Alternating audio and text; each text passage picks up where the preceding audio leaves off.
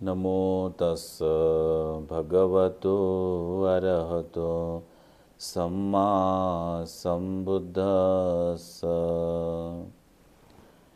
महान कारुणिक तथागत सम्यक संबुद्ध भगवंताचा सुविख्यात सद्धम्म, भगवंताचा सदा पूजनीय भिक्खू संघ या तिन्ही रत्नांना अभिवादन करतो।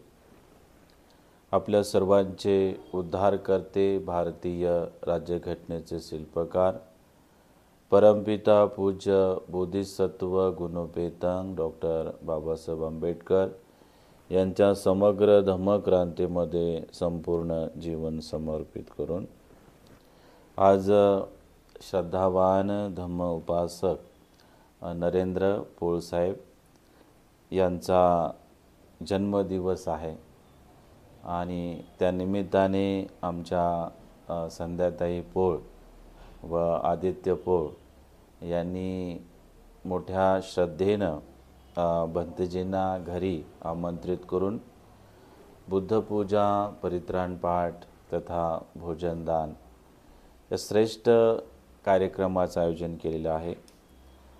त्या निमित्ताने उपस्थित आपण सर्वांच्याच प्रती मंगल मैत्री आशीर्वाद भावना व्यक्त करतो।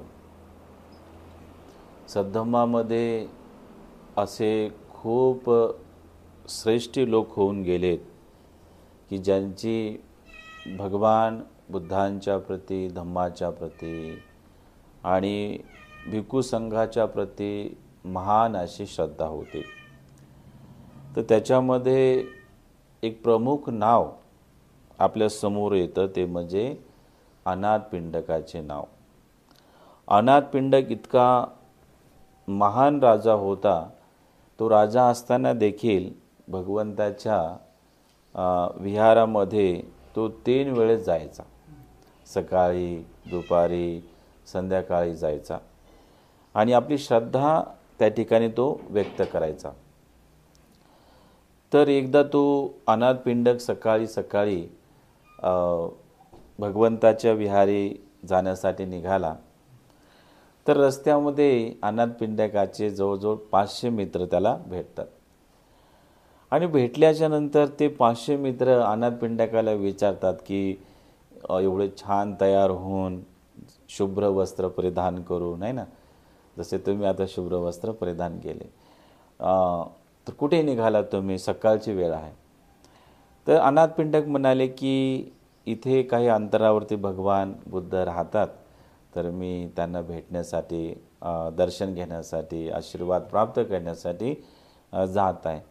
तर ते 500 मित्र म्हणाले की आम्ही सुद्धा भगवंताचं दर्शन घेण्यासाठी येऊ शकतो का?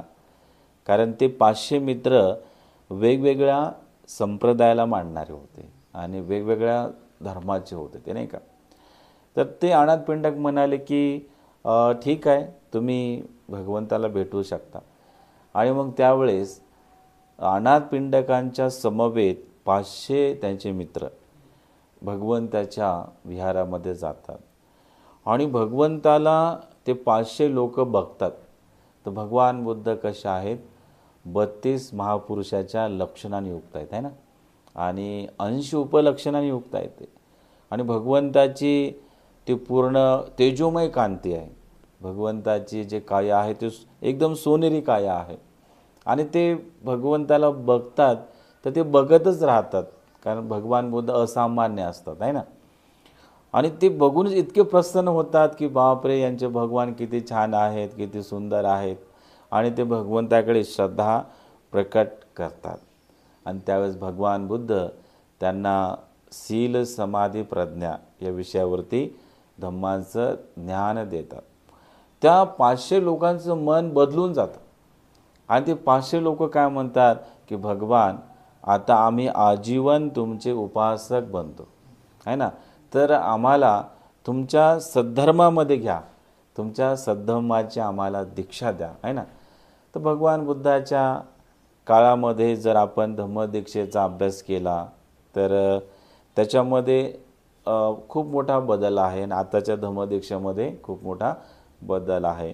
आता आपल्याला 14 ऑक्टोबर 1956ला जे बाबासाहेबांनी धर्मांतर केले तर त्याच्यामध्ये प्रामुख्याने दोन गोष्टी दिसून येतात. एक पहिली गोष्ट आहे ती म्हणजे बाबासाहेब आंबेडकर पूज्य भंतेजी चंद्रमणी महास्तविरी यांच्याकडून स्वतः त्रिशरण पंचशील ग्रहण करतात आणि आपल्या सर्वांना ते देतात, आहे की नाही. आणि त्याच्यानंतर बाबासाहेब दुसरा एक बदल देतात, ते म्हणजे 22 प्रतिज्ञा, आहे ना. म्हणजे बाबासाहेबांनी आपल्याला धम्माची दीक्षा दिली तर त्रिशरण पंचशील देऊन आणि त्याच्यानंतर आपल्याला 22 प्रतिज्ञा देऊन, आहे ना, आपण नंतर बौद्ध झालो. बुद्धाच्या काळामध्ये धम्मदीक्षेचा असा प्रकार नव्हता. तर भगवान बुद्धाच्या काळामध्ये ज्या व्यक्तीला धम्मदीक्षा घ्यायची आहे त्या व्यक्तीला 3 मंत्र बोलण्यात येत असत. तर भगवान बुद्ध म्हणाले की उपासकांनो तुम्ही हात जोडला, मी म्हणेल त्याप्रमाणे तुम्ही म्हणा. तर बुद्ध म्हणाले बुद्धं शरणं गच्छामि, मी बुद्धाला शरण जातो, आहे की नाही. धम्मं शरणं गच्छामि, मी धम्माला शरण जातो. संघं शरणं गच्छामि, मी संघाला शरण जातो. ही 3 मंत्र दिले आणि ते 500 लोक बौद्ध झाले, आहे ना. त्यांना खूप आनंद वाटला की आता आम्ही बौद्ध झालो, बुद्धाचे उपासक झालो. त्यांना खूप आनंद गगनात मावेनासा झाला. ते सर्वजण तिथून प्रवचन ऐकून आशीर्वाद घेऊन निघून जातात. दुसऱ्या दिवशी पुन्हा ते लोक भगवंताला भेटण्यासाठी विहारामध्ये येतात, 500 लोक. तर भगवान बुद्ध विहारामध्ये नाहीच. भगवान बुद्ध राजगीर या ठिकाणी जातात आणि तिथेच भगवान बुद्ध जवळजवळ 3 महिन्यापर्यंत थांबतात. 1 वर्षावास तिथेच करतात. हे लोक येतात जातात येतात जातात, 8-10 दिवस 15 दिवस येणं जाणं होतं. बुद्ध दिसतच नाहीत. मोठे एकदम असे उद्विग्न होतात की अरे आपण नव्याने बौद्ध झालो, भिक्षू नाही का, आणि भगवंताच्या सानिध्यात आलो तर आता यांचं काही धम्म ऐकायला मिळत नाही, नाही का.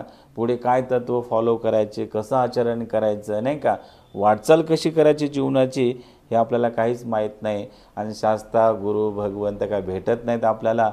मग आपण काय करू, आता बुद्धाचा मार्ग सोडून देऊ. आणि मग त्यांनी काय केलं की बुद्धाच्या मार्गाला दिलं सोडून, नाही का. तर ते 500 लोक काय करायचे, ते 500 लोक कोणी नदीची पूजा करणारे होते तर ते त्याच्या मागे लागले.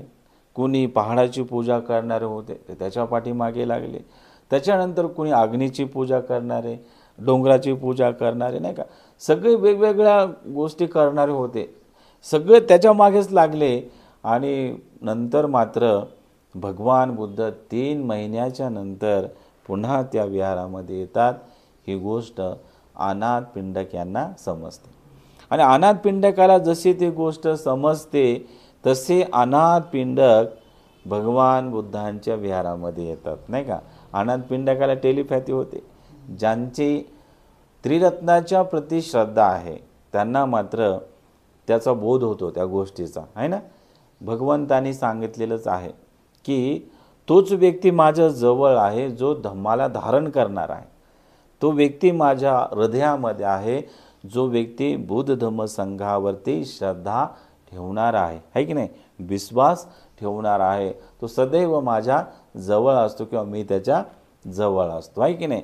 तर अनाथ पिंडक इतका श्रद्धावान होता की जसे भगवान बुद्ध विहारात येतात त्याला समजते की अरे बुद्ध आलेले आहे, ते व्हायब्रेशन काम करतात, आहे ना. तिथे टेलिपॅथी होत असते. आणि तो डायरेक्ट भगवंताच्या विहारात येतो. भगवंताला बघून मोठा प्रसन्न होतो, कुशलक्षम विचारतो आणि अभिवादन करून आशीर्वाद ग्रहण करून तो पुन्हा भगवंताची रजा घेतो की भगवान मी जातो. आणि मग पुन्हा त्या 500 मित्रांना सांगतो की आता भगवंत आलेले आहेत, तुम्हाला जर भेटायचं असेल तर तुम्ही माझ्यासोबत येऊ शकता. आणि मग ते सर्व 500 लोक भगवान बुद्धांना भेटण्यासाठी येतात. तर भगवान बुद्ध त्यांना पहिला प्रश्न विचारतात.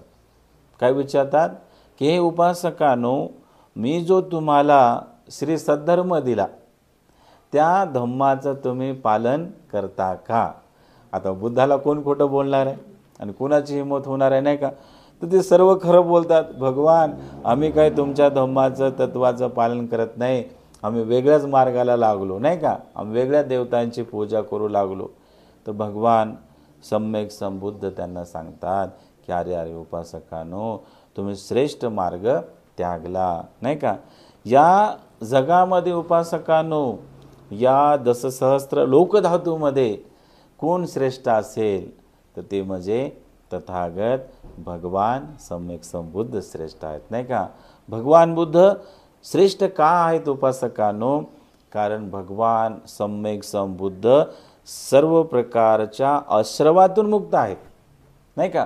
भगवान बुद्ध राग असेल, द्वेष असेल, ईर्ष्या असेल, अहंकार असेल, मीपणा असेल, कपटपणा असेल, या सर्व गोष्टीतून तथागत सम्यक संबुद्ध मुक्त आहेत.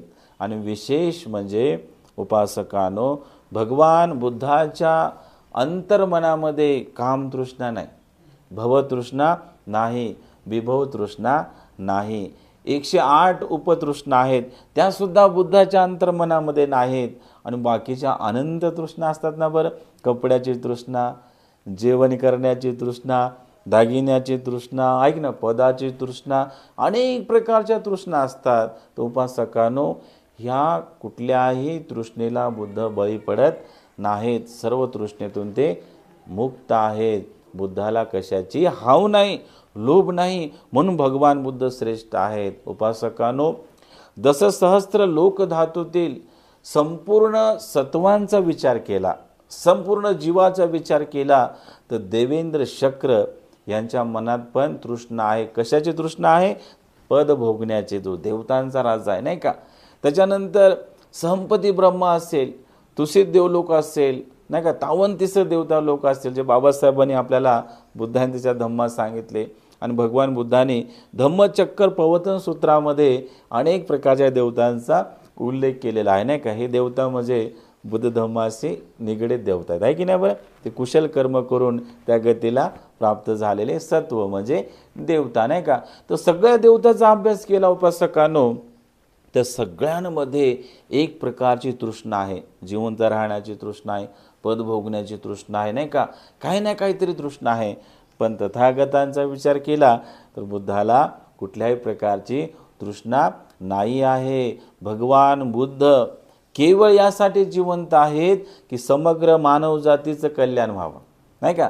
समग्र मानवजातीला सुखाचा, दुःखमुक्तीचा मार्ग मिळावा, ऐक नाही. समग्र मानवजातीचं पुण्यबल वाढावं, नाही का, पारमिता वाढाव्यात आणि ते सुगतीला धारण करावेत त्यांनी, यासाठी फक्त भगवान बुद्ध जिवंत आहेत. उपासकांनो, जे फूल तुम्ही माझ्या पुढे ठेवता त्याची मला काही अपेक्षा नाही, जे तुम्ही माझ्या पुढे धूपदीप लावता त्याची मला काही अपेक्षा नाही आहे. पण तुम्ही असं करता याच्यातून तुमचं पुण्यबल जागृत होते, आहे की नाही बरं.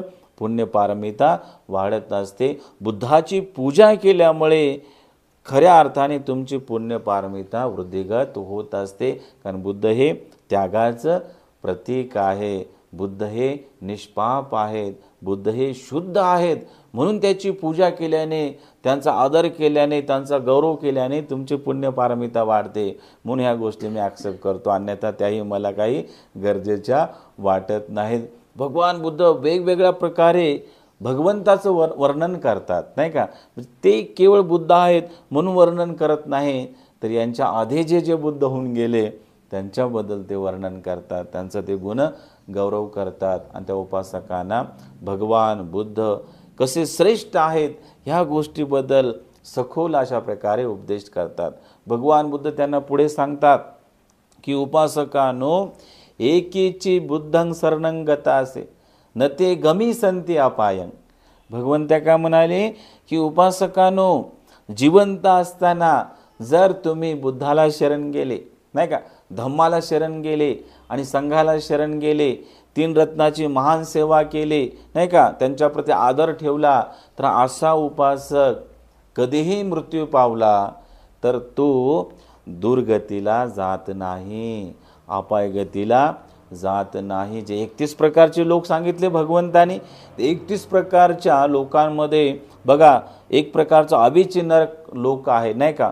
भूत आहे, प्रेत आहे, अमनुष्य आहे, अनेक त्याच्यानंतर यक्ष आहे, असे नाना तऱ्हेचे लोक आहेत, नाही का. त्याच्यानंतर भगवंताने दुर्गती सापाला म्हटलेलं आहे, सापाच्या गतीत जाणं. त्याच्यानंतर बैल असेल, गाय असेल, म्हैस असेल, प्राणी असतील नाही का, ते तिर्यक गतीला प्राप्त आहेत, ते तिरपे चालणारे लोक आहेत, आहे की नाही. तर तिर्यक गतीसुद्धा प्रचंड दुःखी असते. तुम्ही बघितलं असेल की एखादा कुत्रा बिचारा निष्पाप असतो, तो असा कुठेतरी बसलेला असतो की कोणतरी येतं आणि अचानक मात्र त्याला दगड मारतं, आहे की नाही. त्याने काय चूक केली असते बरं का. तर भगवान म्हणतात की तिर्यक गती हे प्रचंड दुःखाचं कारण आहे की नाही. कुत्रा म्हणतो का की मला तहान लागली, मला कोणतरी पाणी द्या, नाही का. तो बोलू पण शकत नाही, नाही का. त्याचं मन पण आपल्याला समजत नाही, तर त्या गतीमध्ये भोजनही मिळत नाही, आहे की नाही. काही काही कुत्र्याचं खूप पुण्य असतं, त्यांना मात्र AC मध्ये राहायला मिळतं, आणि काय काय कुत्र्यांचं काही पुण्य नसतं बिचाऱ्यांचं, त्यांना मात्र उपाशीच राहावं लागतं. घरात राहणारा जरी कुत्रा असेल तरी तो एक प्रकारे दुर्गतीलाच प्राप्त आहे, नाही का. तो दुःखातून लवकर बाहेर पडू शकत नाही. म्हणून भगवान म्हणतात एकेची बुद्धं शरणं गतासे, आहे की नाही. जे बुद्धाला शरण जातात ते तिर्यक गतीला जात नाहीत, दुर्गतीला जात नाहीत, अपाय गतीला जात नाहीत. ते मेल्याच्या नंतर डायरेक्ट कुठे होतात उत्पन्न, दिव्य देवलोकामध्ये उत्पन्न होतात, लक्षामध्ये. नाहीतर जास्त पुण्य असेल तर पुन्हा ते मनुष्य म्हणून उत्पन्न होत असतात. त्यांच्या स्कंदाचा, त्यांच्या चित्ताचा पुन्हा मात्र मनुष्य योनीमध्ये, गतीमध्ये जन्म होत असतो. म्हणून भगवान बुद्ध म्हणाले की उपासकांनो, या मानवी जन्मामध्ये आल्याच्या नंतर तुम्ही कुठल्याही प्रकारच्या अन्य ठिकाणी सत्वाला, देवतेला शरण जाऊ नका, तर तुम्ही केवळ आणि केवळ बुद्धाला शरण या. भगवान बुद्ध त्यांना पुढे अजून सांगतात की उपासकांनो, या जगामध्ये अनेक प्रकारचे रत्न आहेत, आहे की नाही. अनेक प्रकारचे रत्न आहेत, जसं की हिरे, माणिक, मोती, सोनं, चांदी, आहे की नाही. बरं, तुम्ही ते परिधान करता, आहे ना. तर अनेक प्रकारचे रत्न आहेत, पण या सर्व रत्नाहून श्रेष्ठ रत्न काय आहे, तर बुद्ध रत्न श्रेष्ठ आहे ना. धम्मरत्न श्रेष्ठ आहे, संघरत्न श्रेष्ठ आहे.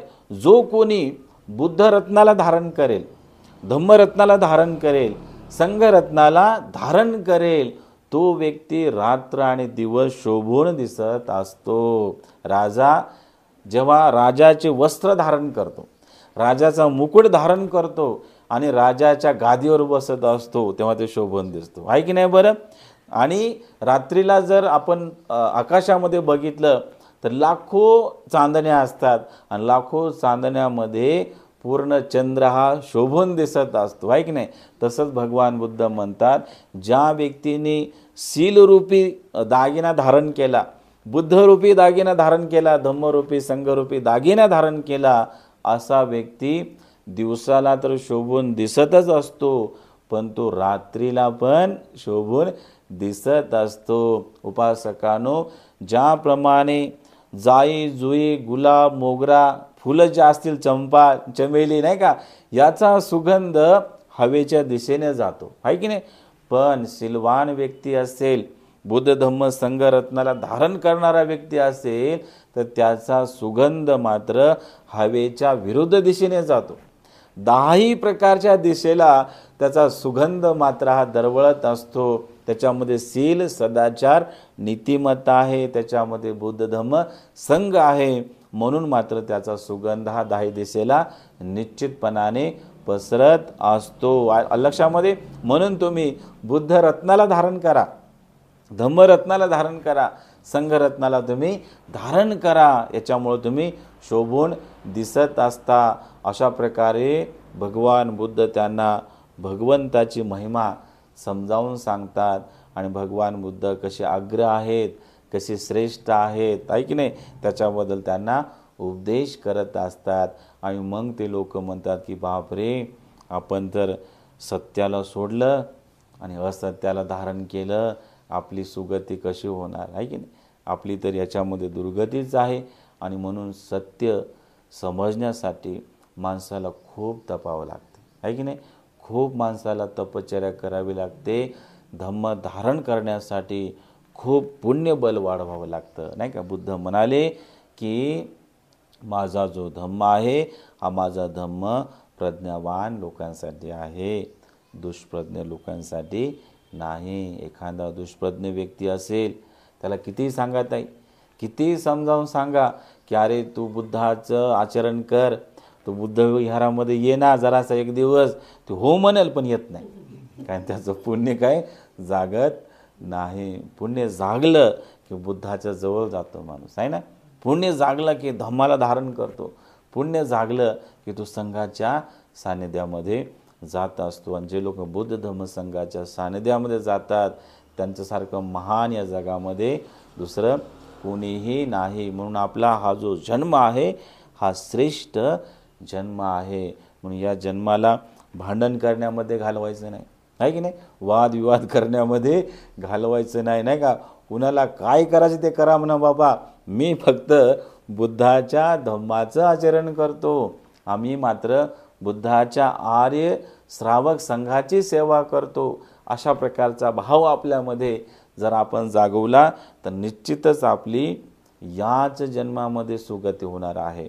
मानव जन्म हा सर्वश्रेष्ठ जन्म आहे. बुद्ध म्हणाले किच्चो मनुष्यपटी लाभो, मनुष्याचा जन्म होणं हे खूप दुष्कर गोष्ट आहे, खूप अप्राप्य गोष्ट आहे, नाही का. खूप मुश्किलची गोष्ट आहे. लक्षात आपण कितीतरी महान कुशल कर्म केले, नाही का, त्याच्यामुळे आपल्याला सर्वश्रेष्ठ मानव जन्म मिळालेला आहे. आणि मानव जन्मामध्ये आपण आपलं शील जागवलं पाहिजे, आहे की नाही. आपली प्रज्ञा हे विकसित केली पाहिजे, आपलं ध्यान हे आपण विकसित केलं पाहिजे, आपली सेवा हे आपण विकसित केली पाहिजे. आणि याच जीवनामध्ये निब्बाणाचा साक्षात्कार केला पाहिजे. हे जीवन सर्वश्रेष्ठ असं होऊ शकते. तर आज आपण आदरणीय नरेंद्र पोळसाहेब यांच्या जन्मदिवसाच्या निमित्ताने आज ताईंनी खूप दिवसाचा संकल्प केला होता परिषदेच्या आधीपासून, तर आज तो संकल्प पूर्ण झाला, आहे की नाही. बघा पुण्यकर्म करण्यासाठी किती तपावं लागलं तुम्हाला, आहे की नाही. मग ते आज खऱ्या अर्थाने महान आणि श्रेष्ठ आपलं पुण्यकर्म झालेलं आहे. भिक्षूंना वाढदिवसाच्या निमित्ताने भोजनदान देणे हे श्रेष्ठ कर्म आहे. आज आपण पाहतो की वाढदिवस म्हटलं की लोक किती पार्ट्या करतात आदित्य, नाही का. डीजे लावतात आणि तिकडे दारू पितात, हॉटेलला जातात, आहे की नाही. बरं काय काय लावण्या ठेवतात, आहे की नाही. त्याच्या चित्तात येत नाही की अरे भिक्षूला बोलवावं, आहे की नाही, वंदना करावी, आहे की नाही, त्यांना भोजन द्यावं, काहीतरी दानधर्म करावा, हे त्यांच्या चित्तात येतच नाही. कारण ते चित्त पुण्यित नाही, ते चित्त मात्र वेगळ्या संस्काराने भरलेलं आहे की नाही. ते चित्त त्या दिशेलाच वाटचाल करते, आहे की नाही. त्यांना किती सांगा तुम्ही असं करा, ते नाही करणार. तर हे पुण्यवान व्यक्तीचं लक्षण आहे की वाढदिवसाच्या निमित्ताने घरामध्ये भिक्षूंना आमंत्रण देणं आणि भोजनाचं दान देणं, ते स्वतःच्या हाताने भोजन तयार करून, आहे की नाही. बरं स्वतःच्या हाताने भोजन तयार केलं आमच्या ताईंनी. आणि साहेबांच्या आयु वर्ण सुख आणि बल वाढण्यासाठी हे त्यांनी महान आज पुण्य संचित केलेलं आहे. भिक्षूंना भोजनदान दिलं की या चार गोष्टीचा लाभ होतोच. हा निसर्ग नियम आहे. आयु वर्ण सुख आणि बल या चार गोष्टी तुम्हाला निश्चितपणाने मिळतच असतात. तर साहेबांच्या वाढदिवसाच्या निमित्तानं जे काय आज ताईंनी आदित्यने सगळ्यांनी जे काय सत्कर्म केलं, हे सत्कर्म हे कुशल कर्म साहेबांच्या दीर्घ आयुष्यासाठी सहाय्यक ठरो, त्यांच्या आरोग्यासाठी, त्यांच्या सुखासाठी, त्यांच्या दुःखमुक्तीसाठी आणि त्यांना सर्व प्रकारची भोगसंपदा प्राप्त होण्यासाठी हे कुशल कर्म सहाय्यक ठरो. अशा प्रकारची उदात्त मंगल मैत्री आशीर्वाद भावना व्यक्त करतो आणि इथेच थांबतो. भवतु सब मंगलं